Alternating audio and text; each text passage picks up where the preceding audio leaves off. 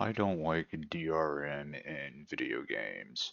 It makes the product worse when DRM is present, and the product is better off without it. Why am I talking about this?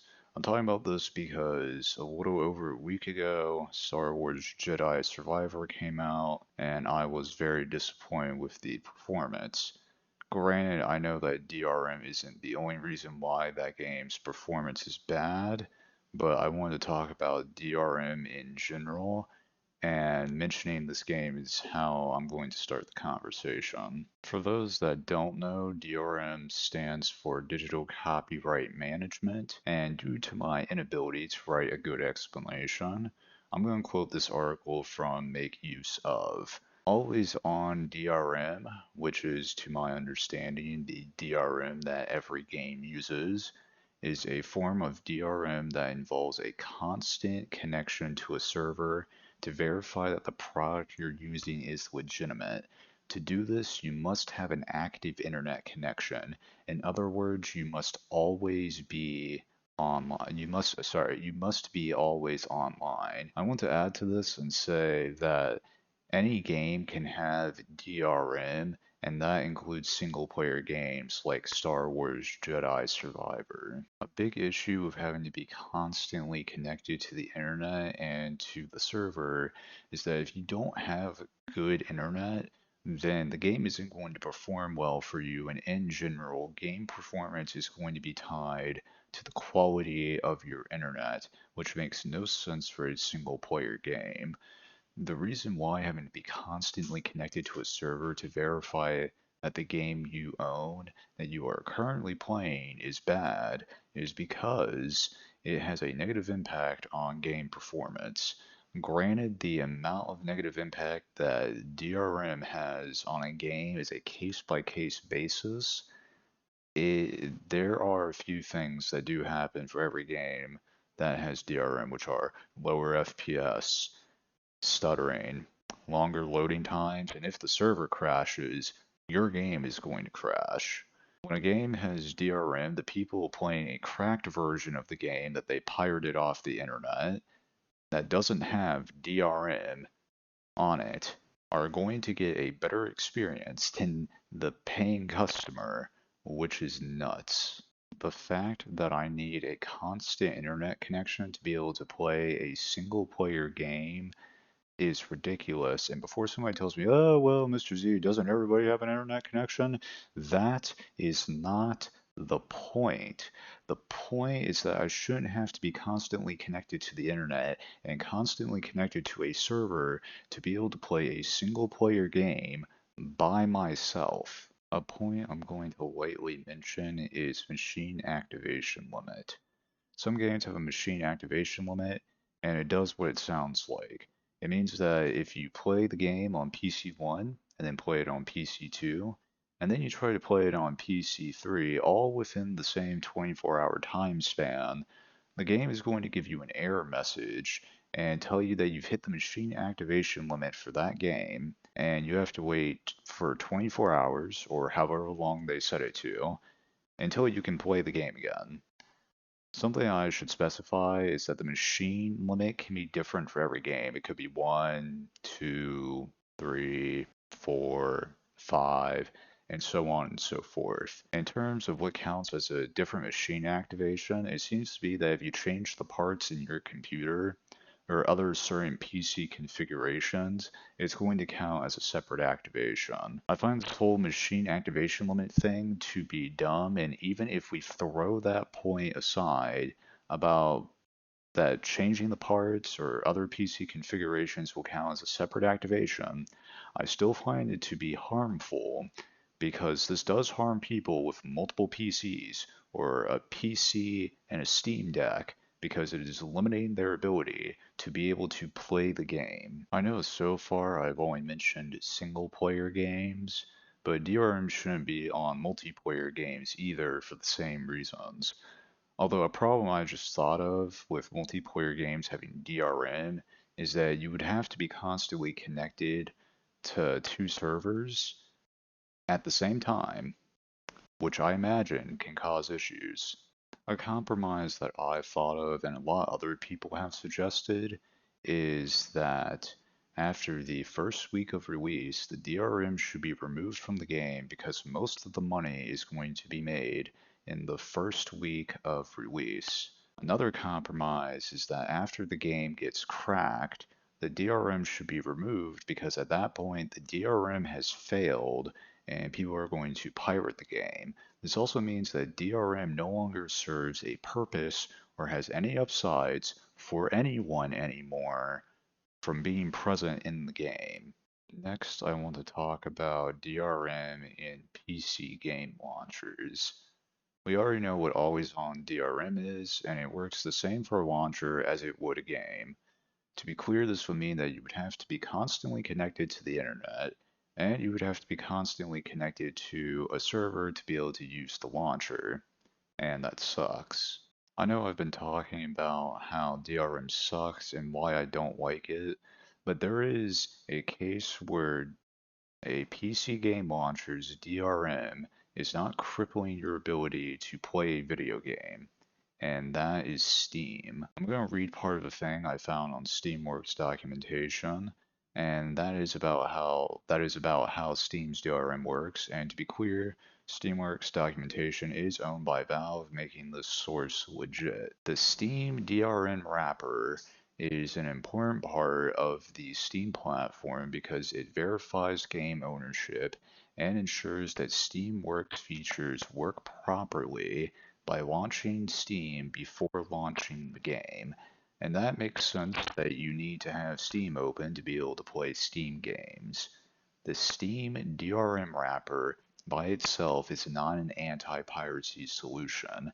The Steam DRM wrapper protects against extremely casual piracy, i.e. copying all game files to another computer, and has some obfuscation, I don't know how to pronounce that word, but it is easily removed by a motivated attacker. So there's another thing I found on Steamworks documentation about how Steam verifies whether you own a game or not, and I'm going to read part of it. Session tickets are signed tickets that can be used to verify a user's identity between the user's game client and any number of other game clients, such as in a peer-to-peer multiplayer session or to a listen/dedicated game server using the iSteam Game Server API. These tickets can also be used to verify ownership of the current game and related downloadable content. Steam also has this thing called Steam ID, which in Valve's own words is used so that every Steam user can be uniquely identified by a 64-bit numeric ID known as the user's Steam ID. So when you play a game on Steam, it will be associated with your Steam ID, and when you launch a game, when you launch a Steam game, if Steam is not open, the app will open Steam, and when you launch a game, it will generate a session ticket, and the session ticket will verify whether the game you are trying to launch is associated with your Steam ID or not. And I can say, since I've been using Steam for about 3 years now, that this process doesn't take very long to do. It takes like 3 to 5 seconds, if that.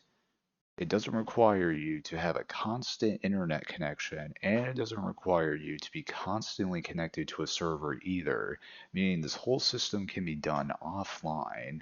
And that is also why the offline mode on Steam works in the first place.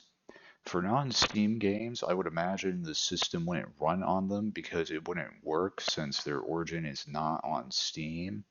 I'd also like to make it clear that this is how Steam works, and I'm not including third-party factors such as third-party DRM like Divino, and it doesn't include third-party launchers such as the EA app. Again, I know I've been talking about how bad DRM is, but this whole system is very sophisticated, and it's not crippling your ability to play games on Steam. Of course, the next question is going to be, can you mod the Steam launcher? And the answer is no. Although I'm pretty sure nobody is thinking about modding the Steam launcher because it's already well designed and sophisticated as it is. Another question that needs to be answered is, can you mod the games you own on Steam? And the answer is yes, assuming the game doesn't have DRM and isn't using a third-party launcher, and assuming that game's anti-cheat isn't preventing you from modding files. There are two ways to mod games on Steam, and one way is through the Steam Workshop, assuming that game has Steam Workshop support. Another way is by downloading mods off the internet and messing around with some files to mod the game. A good example of a game that has Steam Workshop support that people love to mod is The Binding of Isaac. A good example of a game I have heavily modded with mods that I've downloaded from downloading them off the internet is Payday 2, and I say that this game is objectively better with the quality of life mods that are out there. Unfortunately, I don't currently have Payday 2 installed, and all my friends are burnt out on Payday 2, and I don't feel like playing it by myself. So I'm going to show you Payday 2 modded footage from this guy called Timmy P7. By the way, I recommend you check this guy out. He's cool. So this is a Timmy P7 stream, and already from looking at this, I could tell that it's modded because these icons over here these are not the vanilla icons. The vanilla icons are basically just white outlines, which is pretty weird. Also, these statistics here are also been added via mods, and also more profiles, because I'm pretty sure the vanilla doesn't have 18 profiles. I think it's only like 10 or 5. So yeah, but there's some more profiles mod so that you can have more profiles, have more builds, and then we just like skip forward to like some gameplay. So I can also tell this is modded because the UI, this is not the vanilla UI, this is void UI, and I can tell based off of this right here because or in the vanilla game this would be a circle. The health bar would literally be a circle with a white outline around it, and the white outline would be your shield, and then the green circle would be your health. That is different. Ammo, of course, the whole thing, really just the entirety of the UI has been overhauled. So yeah, this is your health, that's your shield, that's the amount of downs you have. That tells you your primary gun, how much ammo you have in it, your secondary gun, how much ammo you have in it, and some, like carryable stuff that you have. I don't know what this is. I think this might be his like run speed or how much run or how much sprint he has left. Maybe if that's actually what that is, I need to figure out what that is and download it. As you can see, the same thing is also here as well for the health bars. Actually, no, you can't. My face cam's covering that up. Sorry. But you can also see this right here. This is also modded. This right here, all of this is modded. So, yeah. And also this right here is modded. This is extra heist info, I think. So, yeah. And this is, in my opinion, this just makes the game better with mods because holy cow, the vanilla, like I can never go back to the vanilla HUD.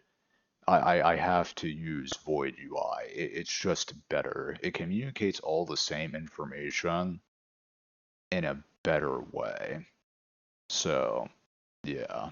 So I know I just talked about why Steam's DRM is fine with me and the flexibility it allows, but I know some people would prefer for the game and the game launcher to not have DRM at all, which is probably why GOG is so popular, despite the fact that it doesn't have a whole lot of games due to their no DRM rule. I know I haven't discussed whether you own a digital video game or not, and the answer is you don't.